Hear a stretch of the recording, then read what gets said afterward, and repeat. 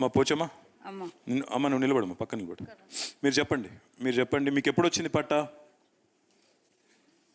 మాకు పిల్లలు కావద్దని ఆపరేషన్ చేసి ఇచ్చారు మా పెద్దలకు. ఎప్పుడు ఇచ్చారు? ఏ టైంలో ఇచ్చారు మీకు? ఎన్ని ఏళ్ళు అయిందో సార్? 40 ఏళ్ళ కిందట. 50 ఏళ్ళు అవుతుంది.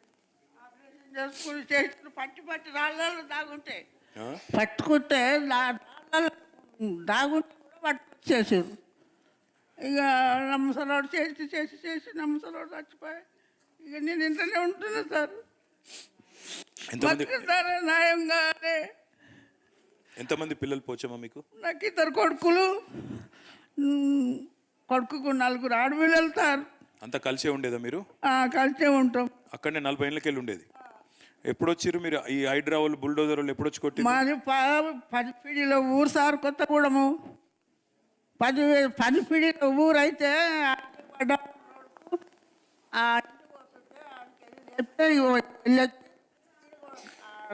ఆర్టీ ఆఫీస్ కాడ కట్టుకున్నాం. ఇక ఇంటి కూడా అటు చేస్తున్నారు. మమ్మల్ని భూమి మీదే బతికినాం సార్. మేము ఆ భూమి మీద బతికి నమ్మకం చచ్చిపోయాడు. ఏడవకు. ఇప్పుడు ఎక్కడ ఉంటురమ్మా? ఇప్పుడు ఎక్కడ ఉంటుర్రు? ఆర్టీ ఆఫీస్కి. అక్కడ ఆఫీస్ కాడనే ఉంటుర్రా? ఏడవకు. మేము ఉన్నాం, నీకు ధైర్యంగా ఉండు. న్యాయంగా కొట్లాడదాం, కోర్టుకు పోయి కొట్లాడదాం. నువ్వు రంది పెట్టుకోకు, కొట్లాడతాం నీకోసం.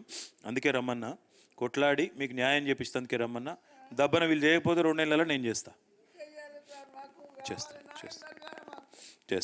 పోచమ్మా. కొడుకులు చచ్చిపోయినా 40 ఏళ్ళ కిందట వాళ్ళకు ఇందిరమ్మ పట్టాలు ఇచ్చింది. కుటుంబ నియంత్రణ ఆపరేషన్లు బల్మిట్కి చేసి. కళ్ళు కనబడాయా? ఏం పేరమ్మా? లింగమ్మ. మీకు ఎప్పుడు ఇచ్చినారు పట్టాలు? పట్టాలు ఇచ్చింది మాకు అది లేదు సారు. ఏదో ఎన్నడు ఇచ్చిరో ఎక్కడ అలుకున్నాం, బతికినాం. ఆపరేషన్లు చేసుకుంటేనే ఇచ్చిర్రు. ఫ్యామిలీ ప్లానింగ్, పిల్లలు పుట్టకుండా చేసిర్రు. ఆపరేషన్లు చేసుకుంటే ఇచ్చిర్రు సార్. నా 2 పిల్లలు చచ్చిపోయారు. పిల్లలు ఉన్నారు, పెళ్ళి కాని పిల్లలు. వచ్చి పిల్లలు చచ్చిపోయారు సార్. నా 2 కొడుకులు. ఏం చేయాలి? ఎక్కడ ఉంటున్నావు లింగమ్మ? అన్నీ ఆర్టీ ఆఫీస్ కానీ ఉంటాం. ఆర్టీ ఆఫీస్ కానీ ఉన్నారు. ఇల్లు కూడా కొట్టిరు మొత్తం. దాన్ని గుడి చేసుకున్నారా? ఏం చేసారు మరి? గుడిసెలకి ఏమేలేం కానీ అలుక్కున్నాం, బతికినాం, మంచిగానే చేసుకున్నాం సార్. కూరగాయలు అమ్ముకున్నాం, చేసినాము. చేసి ఇట్లా చేసిరు సార్ మా బతుకు. ఇప్పుడు గుళ్ళకాడ అడక తింటున్నాం సార్. మేము 2 కొడుకులు చచ్చిపోయారు. 2 పిల్లలు, 3-4 పిల్లలు ఉన్నారు సార్. పెళ్ళికి ఇట్లా అయిపోయింది మా బతుకు. దాని మీద మాకు ఆధారం ఉండి ఇంత 2 కొడుకులు పోయారు కదా. పిల్లలు తల్లి పిల్లలు పెళ్ళిళ్ళు చేస్తామంటే ఇట్లా చేసిరు సార్ మా బతుకు. మీరేం రంది పెట్టుకోకూరి అమ్మా. పోచమ్మా ఏడోకేడు లింగమ్మ, నేను మీకు సాయం చేస్తా. చేస్తా. పెళ్ళిళ్ళకున్నారు సార్. మొగలు చచ్చిపోయారు 2 అనుకోలేము. మా సారు మమ్మల్ని చాలా మోసం చేసేసిండు. చాలా మోసం చేసిరు సార్. మోసం ఏడవకు. మాకు బాధ రాలేదు సార్. కాదు, మీకు లాయర్లను అప్పచెప్తా. ఇప్పుడే అప్పచెప్పి నేను న్యాయపరంగా కొట్లాడదాం, కోర్టు పోదాం, కొట్లాడదాం. మీ జాగా మీకు అయ్యేటట్టు చేద్దాం. మీ జాగా మీకు అయ్యేటట్టు చేద్దాం. మా బాధ్యత. ఇప్పుడు మన బాలమ్మ గారు, బాలయ్య నగర్, గాజుల రామారం బాలమ్మ గారిది. వారికి ఒక 10 ఏళ్ళ నుంచి అక్కడ ఒక బండి ఉంది. ఇక్కడ ఉన్నారు అమ్మ, నాకు అమ్మ. బాలమ్మ మీరు కూర్చో, ఒక్క నిమిషం కూర్చోమ్మ. ఒక బండి ఉంది అమ్మకి. ఆమె రొట్టెలు చేస్తుంది ఆ బండి మీద. 10 ఏళ్ళకి వెళ్ళి అక్కడనే ఆమె మొత్తం వాళ్ళ కుటుంబాన్ని మొత్తం ఆమెనే సాకుతున్నది. 4 కుటుంబ సభ్యులు. అంతేనా బాలమ్మ? దగ్గర పెట్టుకో ఒకసారి, చెప్పు. దగ్గర పెట్టుకో, మైక్ దగ్గర పెట్టుకో. ఎంతమంది ఇంట్లో ఎంతమంది ఉంటారు బాలమ్మ? 2 బిడ్డలు, మా ఆయన, నేను సార్. 2 బిడ్డలు, మా ఆయన, నేను. మీరు ఎప్పటి నుంచి చేస్తారు? బండి ఎప్పటి నుంచి నడుపుతారు? 1999 నుంచి సార్. 99 అంటే 26 ఏళ్ళకి. బండి అంటే ఇప్పుడు మిషన్లు బంద్ అయిన నుంచి మేము రొట్టెలు చేసుకున్నాము. అంతకుముందు కంకర మిషన్ల దగ్గర పనిచేసినాం. కంకర మిషన్ల దగ్గర పని చేసుకుంటూ వాళ్ళు వాళ్ళు బెందడు కొడితే మేము టిప్పర్లలో నింపినాం. తర్వాత వాళ్ళు కంకర కొడితే మేము కంకర గంపలలో వేసి ట్రాక్టర్లో లోడ్ చేసినాం. అట్లా మిషన్లు నడిచినన్ని రోజులు అట్లా కాలం వెళ్ళదీసినాం. అప్పుడంతా మేము కోరిని నమ్ముకొనే బతికినాం. అదొక చేను మాదిరిగా ఇప్పుడున్న గుడిసెలు కూలగొట్టిన ఇండ్లని మాకు ఇండ్లుగా మేము ఒక ఊర్లాగా బతికినాం.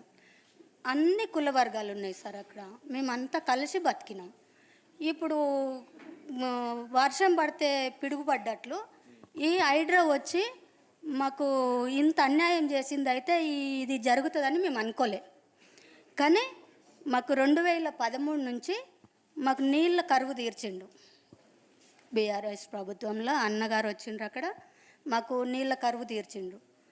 అన్ని చోట్ల మంచి జరిగింది సార్. ఒక మాటలో చెప్పాలంటే అన్ని చోట్ల మంచి జరిగింది. మాకు ఊర్లల్లో పింఛన్లు అయినాయి, పెద్ద మనుషులకి 2000 పింఛన్ పెంచిండ్రు, కళ్యాణ పథకం ఇచ్చిండ్రు, కష్టజీవులున్న తల్లిదండ్రుల పిల్లల్ని సంతోషంగా పెళ్ళిళ్ళు చేసిండ్రు. అదేవిధంగా గర్భిణి ఉన్న స్త్రీలని హాస్పిటల్ చేర్చి డెలివరీ చేసి తల్లిని పుట్టింటికి పంపినట్లు ఇంటికి పంపించిండ్రు. మాకు చాలా సంతోషం అనిపించింది. ఈ 10 ఏళ్ళ పరిపాలనలో మేము సంతోషంగానే బతికినాం సార్. నీళ్లు లేకుంటే నీళ్ళ కరువు తీర్చిండు, కరెంటు లేకుంటే కరెంటు. అప్పుడు గాలి కొట్టేటి చిన్న స్టవ్లు ఉంటుండే, కిరోసిన్ ఆయిల్ ఉంటుండే.